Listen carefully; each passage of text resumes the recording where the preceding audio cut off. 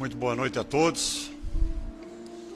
Sejam todos muito bem-vindos nessa quinta-feira gostosa ao Circo da Luz, esperando que todos vieram imbuídos de fé, principalmente,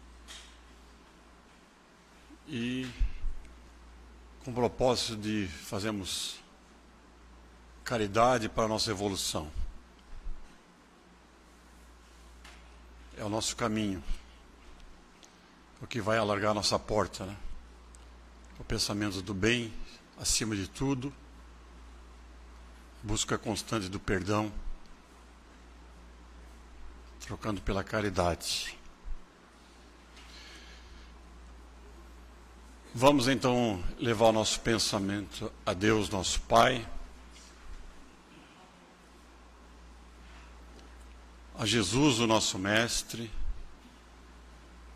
aos nossos anjos guardiões, aos nossos espíritos protetores, à cúpula espiritual do Circo da Luz, para que nos ampare, nos oriente,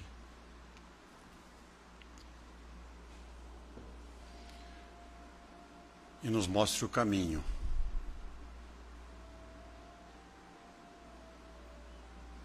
Pai nosso que estais nos céus, santificado seja o vosso nome, venha a nós o vosso reino, seja feita a vossa vontade, aqui na terra como no céu. O pão nosso de cada dia nos dai hoje, perdoai as nossas ofensas, assim como nós perdoamos a quem nos tem ofendido, e não nos deixes cair em tentações, e livra-nos, Senhor, de todos os males, pois teu é o reino, é o poder e a glória hoje e sempre. Agora todos já devidamente harmonizados, já sintonizados com os seus anjos guardiões. Vamos através do nosso pensamento até nossos lares.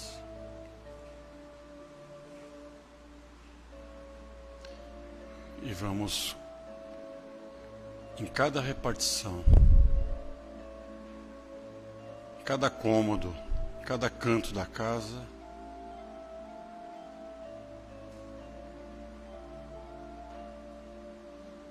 convidar a todos aqueles amigos espirituais que por lá se encontrem, à procura de amparo, que venham até aqui para serem instruídos pelos nossos médios ali embaixo. Vamos também pedir o amparo, a proteção àqueles que lá conosco convivem, nossos pais, nossos filhos, nora, genro, aqueles que conosco estão nas tarefas do cotidiano, que todos possam ser amparados. Então vamos reforçar esse pensamento de pureza, de amor fraterno com eles.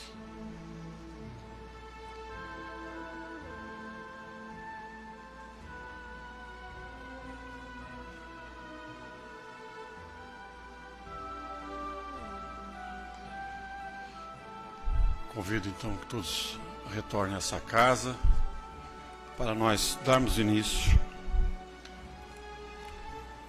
ao trabalho de hoje, que tem na sua primeira parte o Evangelho. O Evangelho de hoje é do capítulo 4. Ninguém poderá ver o reino de Deus se não nascer de novo. É o item 18. A reencarnação fortalece os laços de família, ao passo que a unicidade da existência o rompe. Os laços de famílias não sofrem destruição alguma com a reencarnação, como pensam certas pessoas. Ao contrário, torna-se mais fortalecido e apertado. O princípio oposto, sim, o destrói. No espaço, os espíritos formam grupos ou famílias entrelaçadas pela afeição, pela simpatia e pela semelhança das inclinações. Ditosos por se encontrarem juntos, os espíritos se buscam uns aos outros.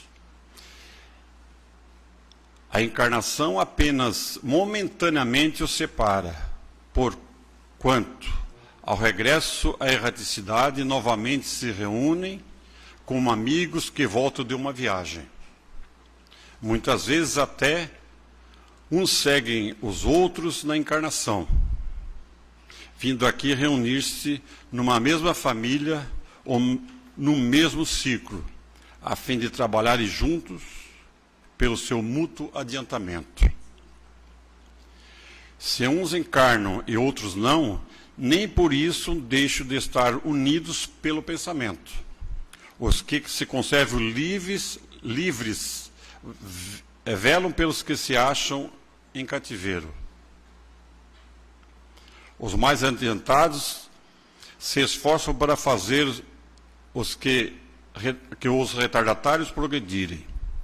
Após cada existência, todos têm avançado um passo na senda do aperfeiçoamento. Cada vez menos presos à matéria, mais viva se lhes torna a afeição recíproca, pela razão mesmo de que, mais depurado, não tem a perturbá-lo o egoísmo, nem as sombras da paixão. Porém, portanto, percorrer assim ilimitados números de existências corpóreas, sem que nenhum golpe receba a mútua estima que os liga. Está bem visto que aqui se trata da afeição real, de alma a alma, de espírito a espírito. A única que sobrevive à destruição do corpo. Porquanto os seres que neste mundo se unem apenas pelos sentidos, nenhum motivo tem para procurarem no mundo dos espíritos. Duráveis somente são as afeições espirituais, as de natureza carnal se extinguem com a causa que lhes deu origem. Ora, semelhante causa não subsiste no mundo dos espíritos, enquanto a alma existe sempre. No que concerne às pessoas que se unem exclusivamente por motivo de interesse, essas realmente são umas para as outras. Essas nada realmente são umas para as outras. A morte os separa na terra e no céu. Como está bem claro aqui, né, são duas situações que a gente tem dificuldade de entender, que a gente acha que, para aquele incrédulo ainda, aquele da falta de fé, achando que a nossa existência é só essa. E a doutrina do Espírito, ela vem, ao longo desses anos, reforçando, e a gente tem visto a evolução do entendimento da eternidade da alma. Então, para entender um pouquinho melhor assim, vocês imaginem assim, uma pessoa casa e fica viúva. Casa de novo, constitui nova família e fica viúva. A hora que ela desencarnar, com o que ela vai encontrar? Se encontrar lá com a primeira ou com a segunda? Né? Se a doutrina fala do número de existências que a gente teve para chegar até aqui, quantas reencarnações, aos milhares desses anos que a gente vem evoluindo, tá? A hora que eu desencarnar, eu vou encontrar com o meu pai dessa encarnação? Eu vou encontrar com o meu pai da outra encarnação? Não sei. Estou fazendo essa comparação para a gente ver que assim, ó, a afinidade nossa aqui, a nossa encarnação, a família carnal, ela, como Jesus fala que é meu pai e que é minha mãe, ela separa bem essas coisas para a gente entender. O nosso mundo, a nossa vida vai ser na erraticidade, ou na procura da evolução espiritual ao encontro do Divino Mestre, ao encontro de Deus. aqui a nossa, como é que diz aqui, ó, o nosso casulo, o nosso corpo é o nosso casulo, e o convívio familiar, que a gente reencarna, convívio familiar para a gente, ou para ajudar alguém da nossa família a evoluir, a melhorar, tá? Ou o marido, qualquer pessoa do nosso convívio, seja não só no lado sanguíneo, mas também na questão social, no meio de trabalho. O nosso meio é que criamos. Mas o fundamental desse ensinamento, tá, é que nós vamos procurar depois, encontrar, na hora que voltar para lá, aquilo que nós criamos aqui. Assim, as boas ações nossas, nós vamos encontrar lá com espíritos da mesma afinidade. Como fala aqui. E se nós formos aqui na senda do mal, nós não vamos encontrar. Então, o André Luiz, no livro Nosso Lar, que todo mundo já leu, quando ele desencarnou, a mãe dele já tinha morrido, o pai já tinha morrido e as duas irmãs já tinham morrido. E ele não encontrou com nenhuma deles quando ele faleceu, depois que saiu ainda do umbral. A mãe dele, que veio até ele em sonho, tá? E não foi essa, porque ela tinha uma missão maior. E depois ela contou para ele que ela retornaria à Terra. O pai dele, ele estava numa situação pior do que a do André Luiz, num mundo bem inferior. E as irmãs ainda continuavam na crosta da terra. E o pai dele tinha um débito com pessoas, com mulheres que trabalharam na casa deles, que ele levou elas para o lado do mal. E a mãe, que estava acima deles, ela reencarnaria, casaria novamente com o pai de André Luiz, e essas duas mulheres que ele fez o mal, seriam suas filhas. Isso está em Nosso Lar, de outra forma contada. O que quer dizer isso, tá?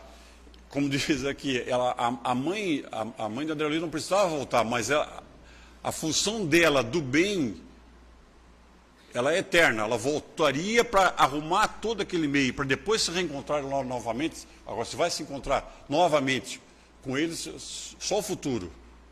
O caminho nosso na erraticidade realmente é esse. É a gente evoluir para sermos irmãos na eternidade, não aqui.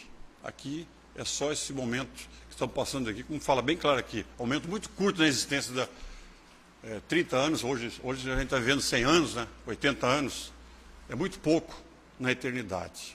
Então, que possamos pensar bem nisso, tá? Para a gente poder trabalhar melhor no bem aqui, para a gente, a hora que desencarnar, a gente encontrar as pessoas do bem.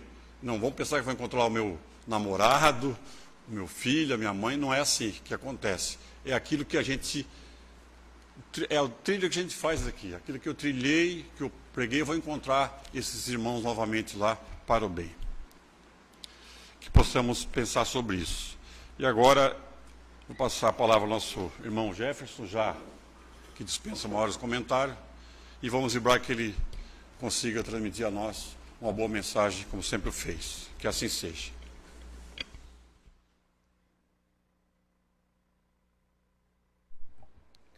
Pessoal, boa noite a todos. Que Deus nos ilumine e nos proteja sempre.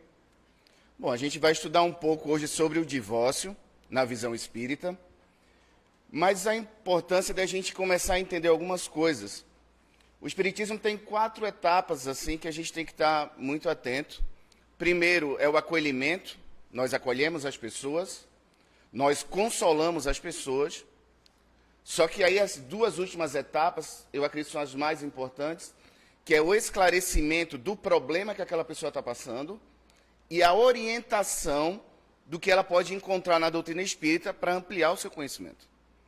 Então, às vezes, você está sofrendo, passando por uma dor, você vai encontrar um amigo, um parente, que vai lhe acolher, vai lhe dar colo, não é? Vai lhe consolar, mas às vezes abre uma grande interrogação, diz, mas meu Deus, por que eu estou passando por isso? Qual a finalidade dessa dor na minha vida? E essas dúvidas é o que faz muitas pessoas procurarem a doutrina espírita. Não é? Porque cada um perguntar aqui qual foi o seu contato com Deus, com Jesus, com a religião cristã, todo mundo vai lembrar. Talvez não tenha sido na doutrina espírita. Tanto que o Chico Xavier, num determinado momento, através dos seus conflitos, ele chegou por padre, agradeço o tempo que eu tive aqui, mas a doutrina espírita, ela me esclarece, ela me orienta, e eu prefiro, a partir de agora, seguir a doutrina espírita. Só que quando as pessoas entram na doutrina espírita, muitas vezes entram ainda com o pensamento da solução imediata. Estou com um problema, eu preciso resolver esse problema, e aí o problema não vai sendo resolvido, às vezes não tem solução, porque às vezes um ente querido desencarnou, e aí você abre aquela dor e você não sabe o que fazer. E aí vem para a doutrina, começa a assistir palestra, mas a gente sempre diz, falta uma base de entendimento. Quando o espírita começa a estudar a doutrina espírita, ele tem uma base, e dessa base vai para todos os ensinamentos. Então a primeira base da doutrina espírita é, Deus é bom e Deus é justo. Se eu perder essa compreensão, nada mais me segura. Então, para nós espíritas, diante da minha dor, o entendimento racional que Deus é bom e Deus é justo. Uma outra base diz, nada acontece ao acaso, e tudo que acontecer tem a sua razão. Ponto. Vocês vai ficando claro. Aconteceu, explodiu uma bomba, é uma dor. Mas Deus é bom e Deus é justo. Tudo que acontece tem a sua razão de ser. Então, essa palestra está no capítulo 22º, Não Separeis o que Deus juntou, Divórcio. Eu trouxe Livro dos Espíritos, Evangelho segundo o Espiritismo, Vida e Sexo, né, do Emmanuel, Sol das Almas, do Emmanuel, Vida e Sexo, do Emmanuel, Sexo e Evolução, que é do Walter Barcelos, Espiritismo na sua expressão mais simples, que é do Kardec.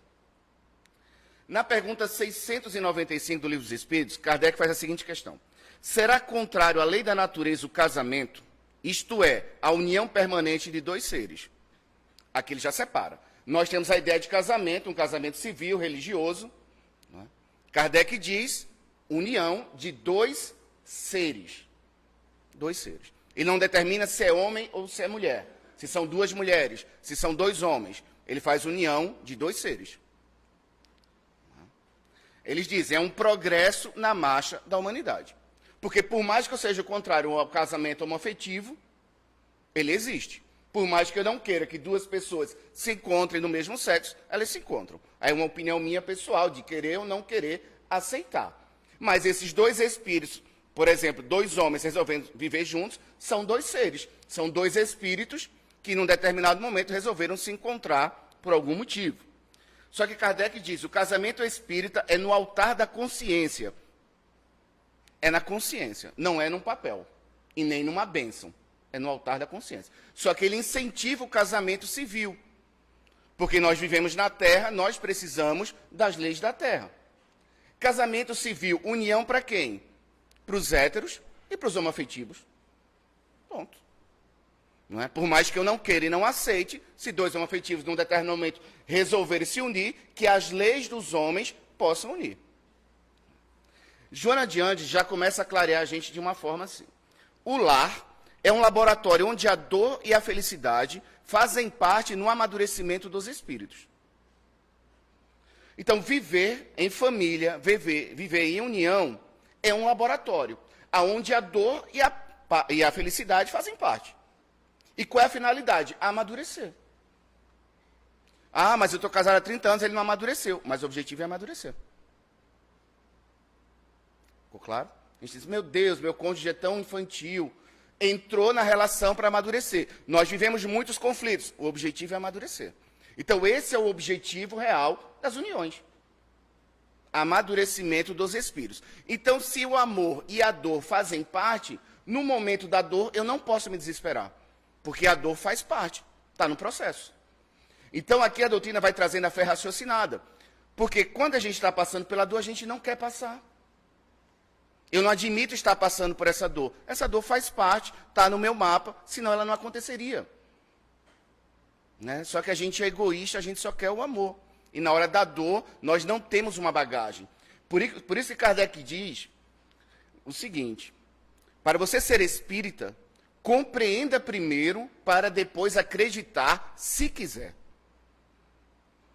Então, quando eu entro com dor, eu quero a solução. Mas enquanto eu não compreender o que está acontecendo, a minha fé ela some.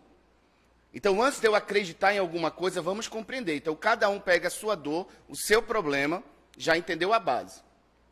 né, que Deus é bom e Deus é justo. Aí eles dizem no Evangelho, o divórcio é lei humana que tem por objeto separar legalmente o que de fato está separado. Houve um casamento civil, tem um documento, separa. Mas, de fato, a relação já não existia mais.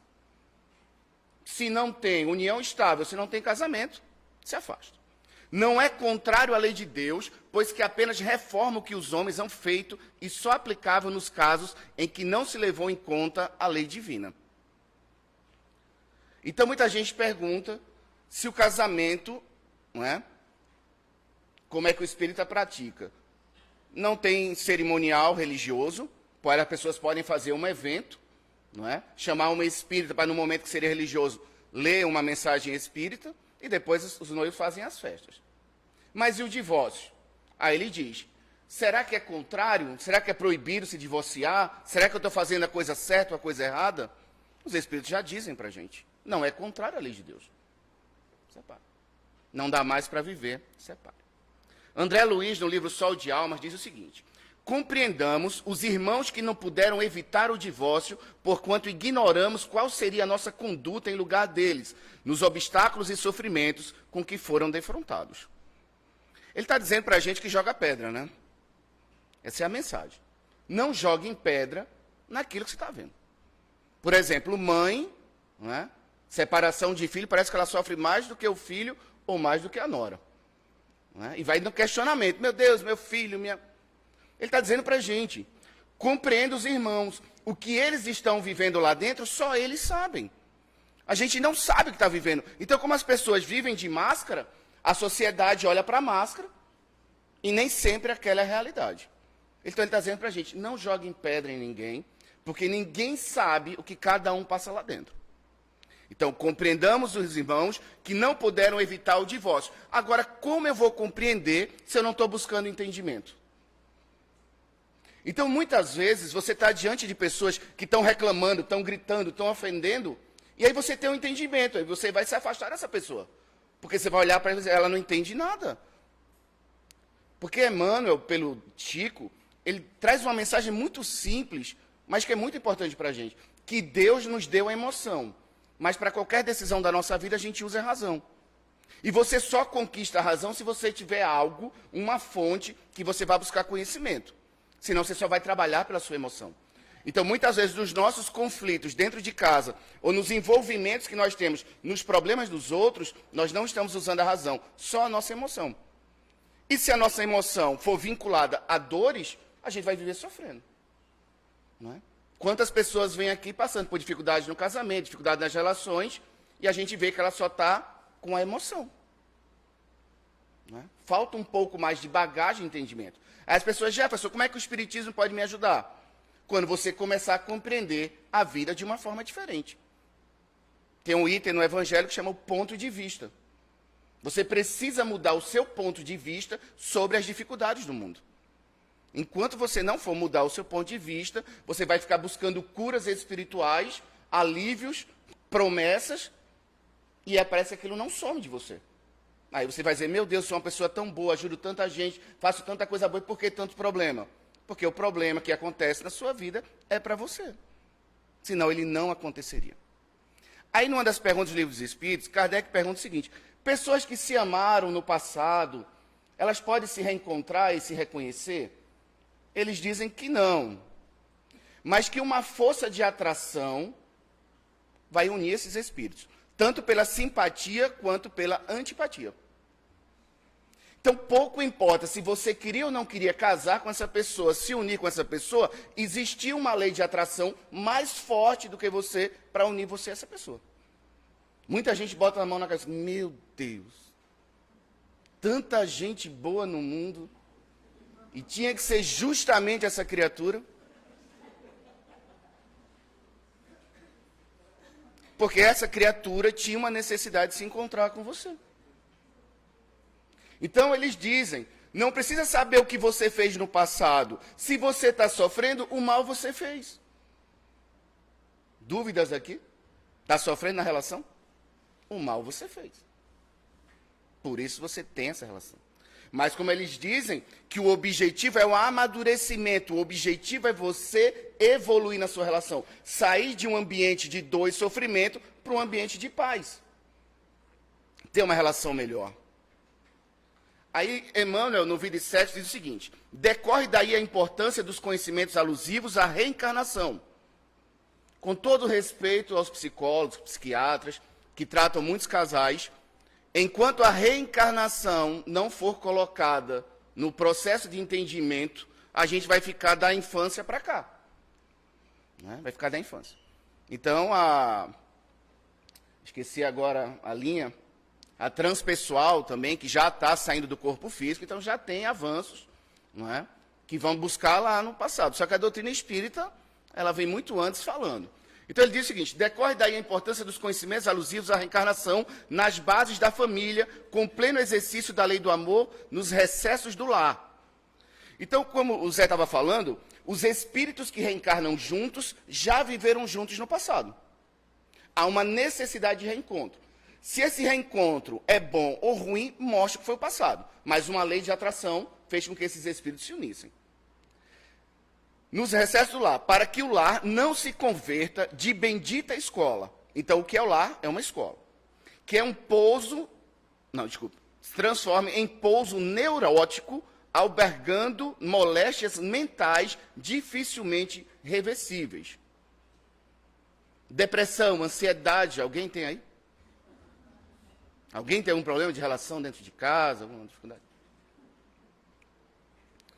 Lembrando de Valdo, numa palestra dele, não vou lembrar a palestra, mas está lá no YouTube, ele disse que de 10 pessoas, 3 já tiveram depressão, 3 vão ter depressão, 3 estão em depressão e 1 sozinho não vive, entra em depressão.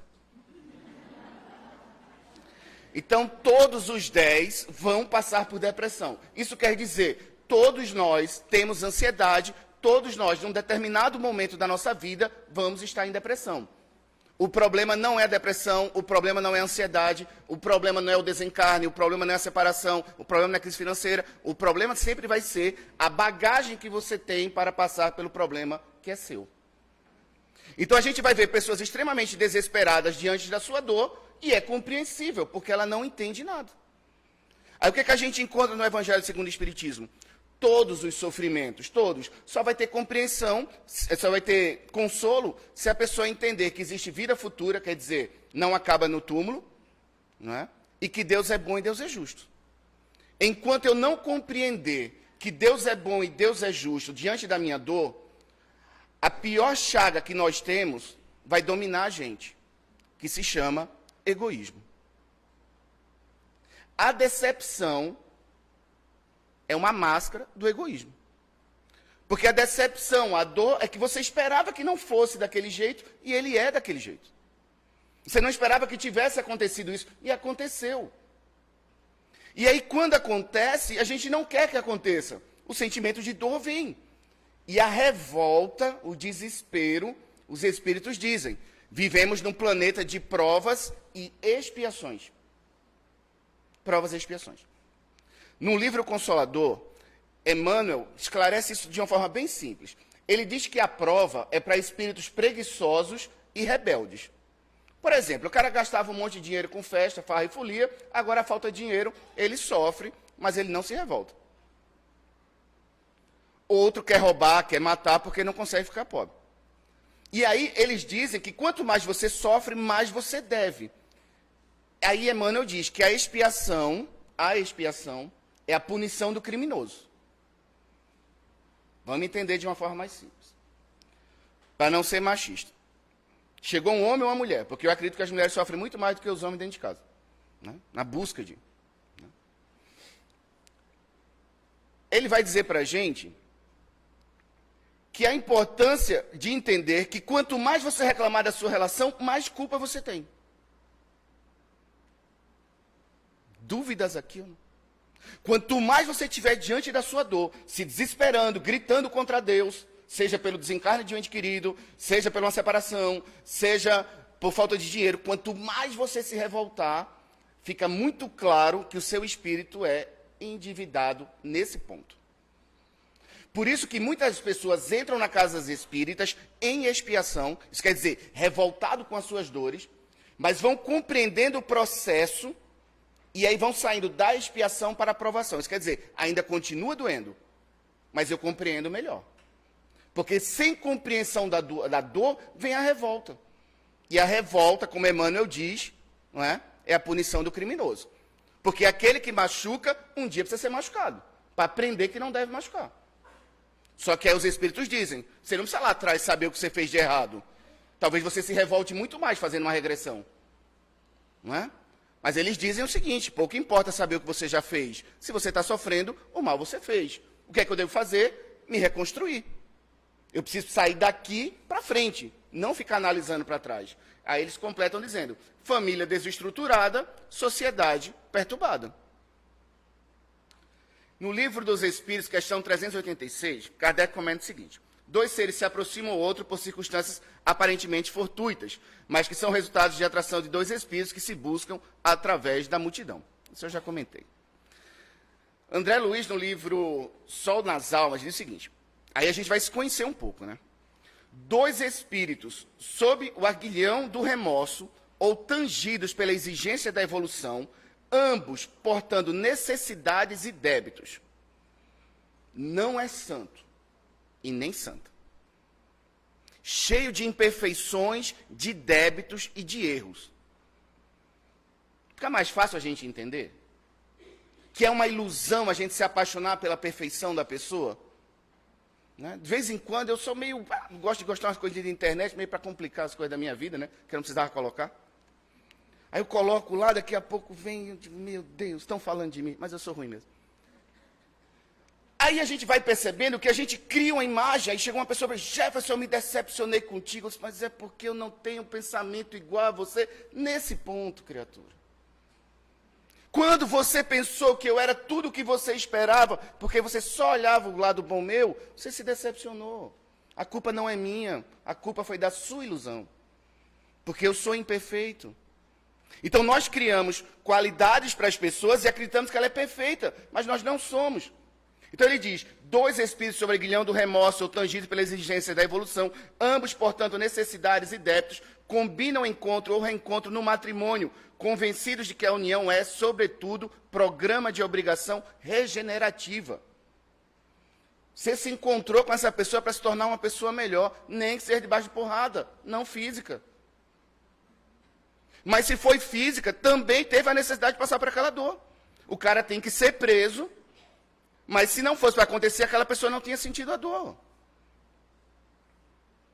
Porque as pessoas dizem assim, meu Deus, tanta pessoa boa. Aquele espírito também tinha um comprometimento. Porque se a gente só olhar a vida atual, poxa, uma pessoa inocente passar por isso. Mas o espírito, para estar envolvido num ambiente que lhe causa dor, ele também tem comprometimento. Ele não pode se revoltar com aquilo. Por isso que eles dizem para a gente, dá a César o que é de César, a Deus o que é de Deus. Uma pessoa que me agride, me violenta, ele tem que ir para a cadeia. Mas se o meu sentimento for de ódio por essa pessoa, eu não me libertei da minha doença. Eu não me libertei da minha doença.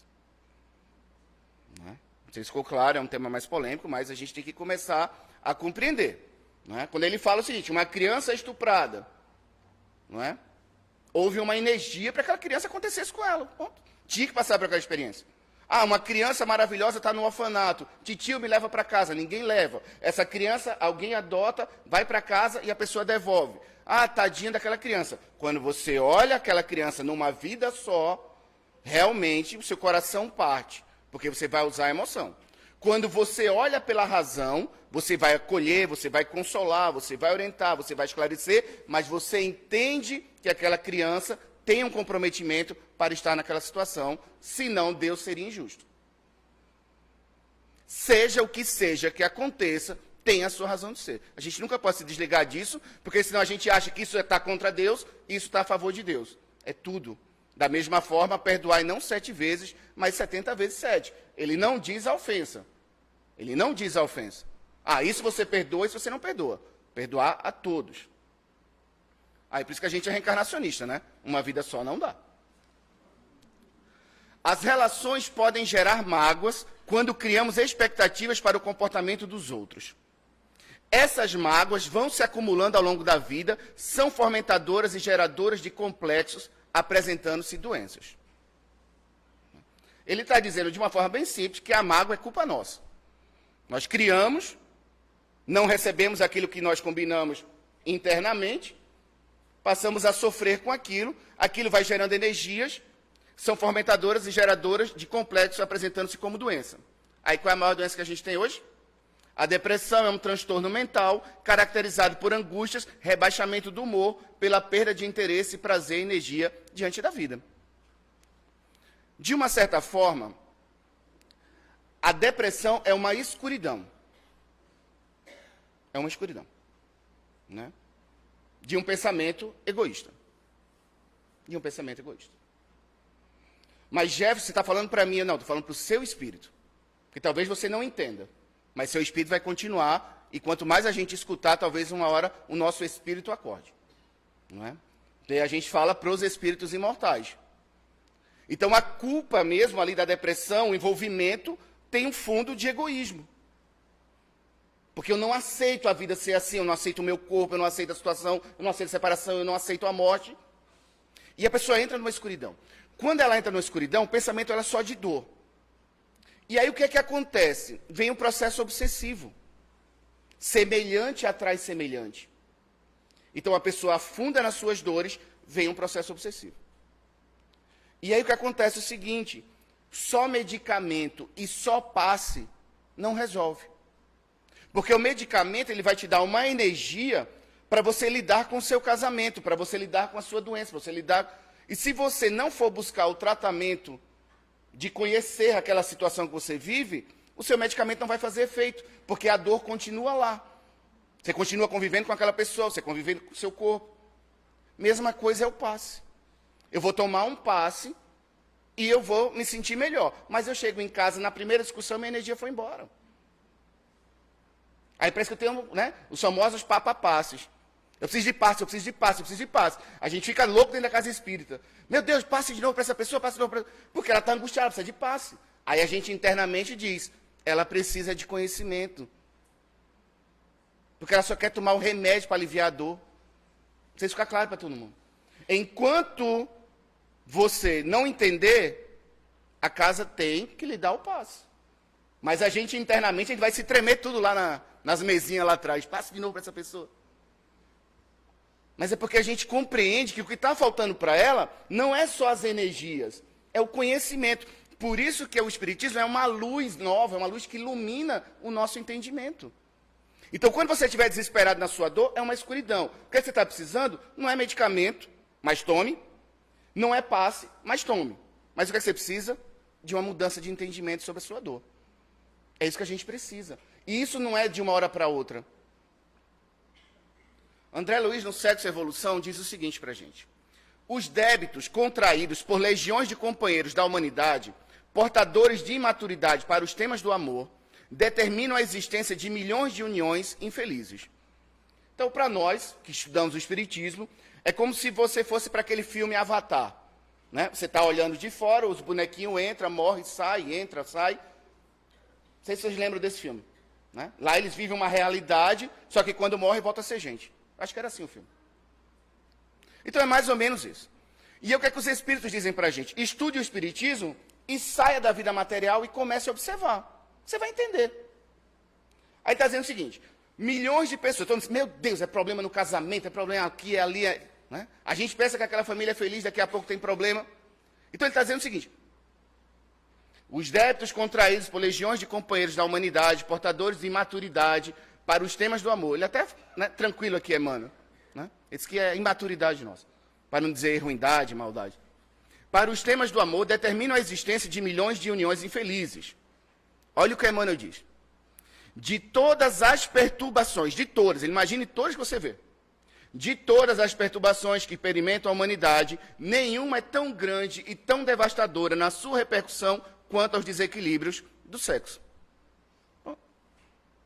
A nossa chaga é o sexo. Egoísmo e orgulho. Né? Você, quando vê espírita em problema, ele está muito envolvido com sexualidade. A gente já superou dinheiro, né? A gente não rouba muito, assim, né? De vez em quando pega um espírita, mas escândalo, aí vai ver sexualidade, vai ver alguma coisa. Né? Aí vai numa outra religião, aí encontra lá, achou que foi dinheiro, foi não sei o quê. Quando a gente vai aprofundando dentro das obras espíritas, né, principalmente nas obras do Divaldo, ele vai ver que a nossa chaga é a sexualidade. Mas não é a sexualidade do Jefferson, da Estédia, quem foi a sexualidade dos espíritos. Né? As nossas tendências do passado. Então, ele diz, de todas as perturbações que experimenta a humanidade, nenhuma é tão grande, tão devastadora na sua repercussão quanto ao desequilíbrio do sexo. Assim, exigirá severa lei dos homens, para a regulação das trocas sexuais que lhe dizem respeito, de modo que não se façam salteadores impunes na construção do mundo moral. O que é que a irmã está dizendo? O seguinte, se deixasse a gente sem uma lei, se você fizer isso, você vai passar por isso, a gente estava tudo perdido. Sinalzinho vermelho, se você passar, você leva uma multa. Então ele está dizendo o seguinte, nas relações humanas, nós somos tão promíscuos, somos tão errados espiritualmente ainda, que nós precisamos de leis muito severas para dizer, temos que segurar você, meu filho. Não é? Se você errar comigo, eu levo metade da sua empresa. E já como eu não gosto muito de você, sou louco que você erre. Porque aí eu vou na justiça. Então o que acontece é o seguinte, ele vai dizendo para a gente que essas relações fazem parte realmente do nosso. Então o espírito ele já não pode mais se surpreender. Quando você vai amadurecendo, você sente a pancada, porque você vivenciador não é fácil. Mas quando você compreende, você vê um escândalo, uma dor, um sofrimento, você vai dizer, faz parte de um processo. Faz parte de um processo. Kardec diz no Espiritismo, na sua expressão mais simples, o seguinte, em cada existência corporal, o espírito deve desempenhar uma tarefa proporcionada ao seu desenvolvimento. Quanto mais rude e laboriosa, tanto maior o mérito em realizá-la. Apresentamos as nossas dores. Foco hoje foi o divórcio, mas só foi um pano de fundo, mas para todos os sofrimentos. Não é? Ele está dizendo o seguinte, quanto mais a sua vida for cansativa, for sofrida, for dolorida, mais mérito você tem em resistir. Em resistir. Quer dizer, não se mate, resista. Resista. Mas o que é se matar? Não é? O suicídio, o que é o suicídio? O suicídio é voltar para casa. Nós não somos daqui. O suicida é um espírito que não suportou a sua vida e saiu antes daqui. Ele vai passar pelas provas, que como os espíritos dizem, o suicida é como se fosse um prisioneiro que fugiu da cadeia. Quando ele foge, ele é capturado, a pena dele aumenta. Ele vai passar por dores e sofrimentos para aprender a regenerar. Mas como Deus é bom e Deus é justo, o que é que eles nos dizem? Que ele vai continuar o seu progresso e vai evoluir. Vai evoluir. Não existe o fogo eterno ficar queimando. Mas toda a morte traz para a gente um ensinamento. Não é? Se eu chorar, me perdoe.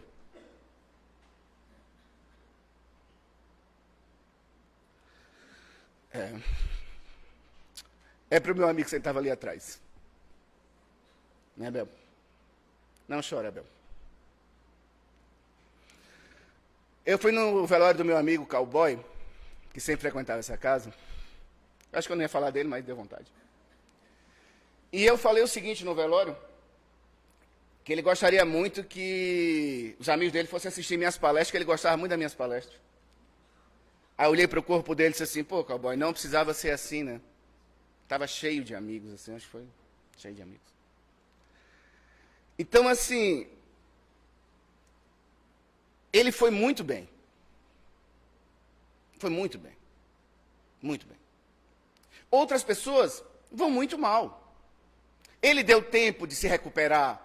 Era um espírito rebelde, como ele dizia assim, o Maverick, que era um cavalo rebelde que ninguém domava. Mas para quem conheceu ele, era um cara que realmente melhorou muito, muito, muito. Andava de moto ajudando muita gente. Então ele trouxe um ensinamento para muita gente. Ele viveu, errou e melhorou. Aí a gente vê também pessoas que se perdem e se matam. Também são pessoas boas, mas também deixou lição para a gente. Cuide de você. Se transforme. Porque se você alimentar a sua dor, ela domina você. A escuridão vem e você se perde. Então, às vezes, a morte, a gente sofre por ela, mas ela é um ensinamento para todos nós que ficamos. Então, a gente não precisa, muitas vezes, passar pela dor dos outros. A gente é só observar e a gente se modifica. Então, no trabalho de nossa redenção individual ou coletiva, a dor é sempre o elemento amigo indispensável em a redenção de um espírito encarnado na Terra. Consiste no resgate de todas as dívidas com a consequente aquisição de valores morais. A dor faz parte para a gente se tornar pessoas melhores. E aí, já encaminhando para o encerramento, Emmanuel vem nos dizendo: a sabedoria divina jamais instituiu princípios de violência, conquanto, em muitas situações, agrave os próprios débitos, dispõe da faculdade de interromper, recusar, modificar, discutir ou adiar transitoriamente o desempenho do compromisso que abraça. Que haja, porém, equilíbrio suficiente dos casais unidos pelo compromisso afetivo, para que não percam a oportunidade de construir a verdadeira libertação. Nesse trecho de Emmanuel, no Vida e Sexo, ele está dizendo o seguinte, que nós temos o direito de nos separar se a gente quiser. Temos. Adiar, separar. Só que ele está dizendo para a gente o seguinte, que separe de uma forma que seja uma separação verdadeira. Porque muitas vezes a dor, vamos falar de dor, tem separações que tem, toda separação tem dor, que é um rompimento. Mas tem separações que se tornam amizade, mas tem separações que se tornam ódio. Aí ele diz o seguinte, faça da melhor forma para você ter uma separação verdadeira. Porque senão, mesmo que você separe, você continua unido àquela pessoa. Aí o que é que as pessoas dizem para mim? Jefferson, né, geralmente mulher, eu vou voltar com aquele traste de novo? Vai, criatura, vai. Mas às vezes vai ser teu filho, tua sogra, tua irmã, mas volta, porque é um compromisso adiado. Porque se a gente percebeu que era de muitos conflitos, era para que essa relação fosse para um patamar de paz e equilíbrio. Por isso que pouco importa se está junto ou está separado, importa saber se tem paz. A gente luta por isso. Aí ele vai dizendo para a gente, o perdão é o mais eficiente remédio para a cura e libertação dos nossos males, mas a decisão de tomar o remédio é de cada um de nós. Perdoar é soltar, libertar-se de algo que nos amarra ao sofrimento, deixar ir o que nos machuca. Perdoar é o caminho mais seguro para quem deseja voltar a ser feliz. Quem deseja cura e libertação para a sua vida, precisa fazer do perdão uma prática diária permanente. Nesse ponto do perdão e nesse entendimento do Emmanuel, a gente precisa entender o processo obsessivo aqui. Porque ele está dizendo o seguinte, ó, o perdão é o teu remédio. Tu precisa tomar essa ideia do perdão. Tu precisa se libertar. Aí a pessoa diz, eu quero me libertar dessa dor, eu quero avançar. Mas parece que algo me prende e me volta àquele sofrimento, àquela dor. Às vezes a pessoa está equilibrada, vê o outro, volta a sofrer de novo. Então o que acontece é o seguinte, qual é um processo obsessivo? Kardec pergunta, onde é a fonte do mal? Ele está dentro de ti ou de uma influência nefasta? Se eu tenho raiva da pessoa, se eu tenho mágoa da pessoa, se eu tenho um sofrimento pela pessoa, aquela dor é minha. Vem uma influência espiritual, amplia. Aí ele diz, qual é a melhor forma de evitar a influência do mal em meus pensamentos? Aprende a te conhecer. Aí o que é que acontece? Eu decidi que eu quero perdoar, que eu quero seguir a minha vida, eu quero me distanciar daquela pessoa. Só que a doida está dentro de mim, porque eu não tiro ela de uma hora para outra. Mas os espíritos obsessores sabem disso. Eles vão lá, tocam na feridinha e você volta a sofrer. Se você não tiver um pensamento decidido, você volta a cair de novo. Tipo, eu não quero mais reclamar. Quando eu reclamo, é porque eu caí na tentação. Quando vem a vontade de reclamar, eu tenho que dizer, mesmo que seja para vocês que não têm o entendimento ainda, né, aqueles que talvez não tenham, dizer assim, isso não é meu. Porque muitas vezes não é. Ai, meu Deus, tira isso da minha cabeça, não é meu, eu não quero mais pensar nisso. Só que você precisa ter uma bagagem moral, você tem que ter uma resistência para combater a influência, senão ele domina. Por isso que a gente diz assim, enquanto eu não estiver me fortalecendo, me protegendo, eu vou estar caindo nas mesmas aflições constantemente. Porque eu preciso de uma bagagem. E aí ele encerra dizendo para a gente o seguinte, o segredo para a felicidade é a tolerância para consigo mesmo. E a consciência das próprias limitações. Não chore a lágrima da culpa pelo equívoco que você possa ter cometido. Quando descobrir que a culpa não levará a resolver seus conflitos, será o início do seu processo de reerguimento. Caminhe sem medo, sem amarras, sem vaidades e sem culpa. E aí, para encerrar, eu lembro um mantra que eu tenho na minha vida, que é uma mensagem do Emmanuel, que ele diz o seguinte: se você quiser resolver todos os seus problemas íntimos da alma, que só você sabe, comece o seu curso de autolibertação, aprendendo a conviver com tudo, sem ter nada, inclusive seu corpo físico. Aprendendo a conviver com todos, sem ter ninguém, inclusive as pessoas que você mais ama, porque você veio sozinho para esse mundo e sozinho você vai sair. De uma certa forma, ele está dizendo para a gente, uma das maiores dores da alma se chama apego. Não vamos confundir amor com apego. Que a paz esteja com todos.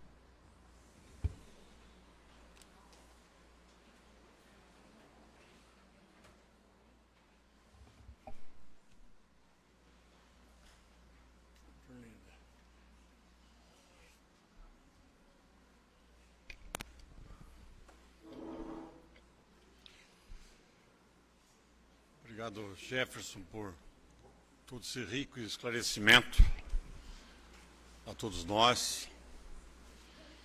E mais uma vez, tenho certeza que saímos aqui com mais uma sementinha plantada em nossos corações,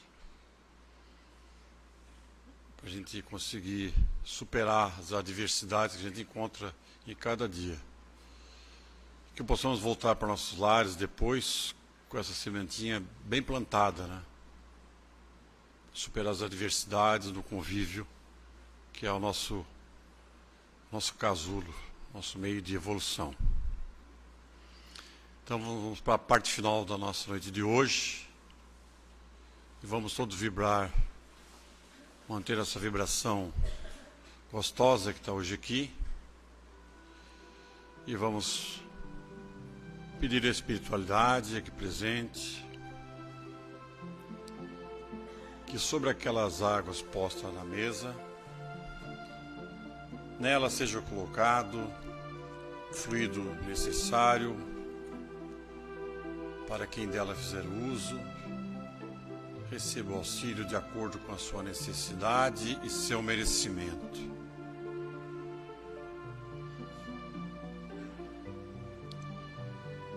Vamos colocar o nosso coração para o lado da bondade, da caridade, orando a Jesus e pedindo o amparo a todos aqueles que estão nas ruas, abandonados, dormindo embaixo dos viadutos, das pontes, nas calçadas, pedindo, Senhor, por todos aqueles que estão na dependência dos vícios, de qualquer natureza, que a luz seja colocada sobre eles, Senhor. Pedimos por aqueles que estão nos presídios, na casa de recuperação, aqueles que estão nos hospitais enfermos e seus familiares, aos idosos nos asilos, aos nossos entes queridos, sejam eles encarnados ou desencarnados. Por todas aquelas pessoas cujo nome foram colocados nas urnas, nosso pensamento de amor, de caridade, de fraternidade,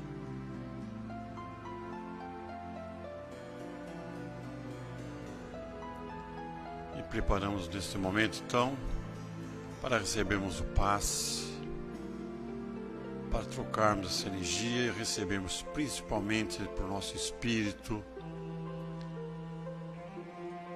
auxílio para a nossa evolução, buscando a cura de acordo com o nosso merecimento, nosso corpo físico, mas principalmente para mantermos o nosso pensamento e a nossa fé elevada. Rogamos a Ti, Senhor, que nos auxilie, que nos dê força, nos dê energia para ser um obreiro da paz, seguir os ensinamentos de São Francisco de Assis, levando para nossos lares, nossos meios sociais, a paz, a harmonia, a fraternidade e a caridade. Então, nesse momento, estamos preparados para recebermos esse fluido, abrindo nossos corações para isso, Senhor.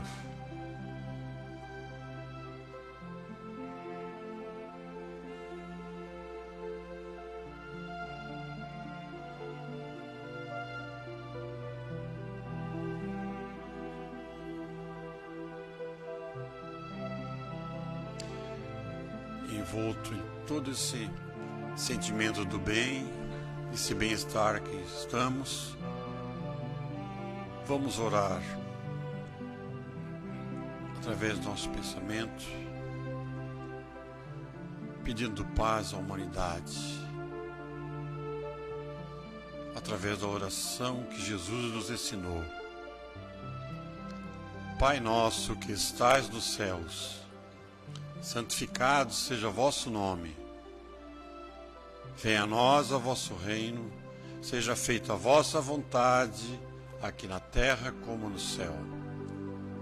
O pão nosso de cada dia nos dai hoje. Perdoai, Senhor, as nossas ofensas, assim como nós perdoamos a quem nos tem ofendido, e não nos deixes cair em tentações, e livra-nos de todos os males, pois teu é o reino, é o poder e a glória, hoje e sempre. E assim nós damos por encerrados os trabalhos da noite de hoje, com a graça de Deus. Que sejam todos em paz.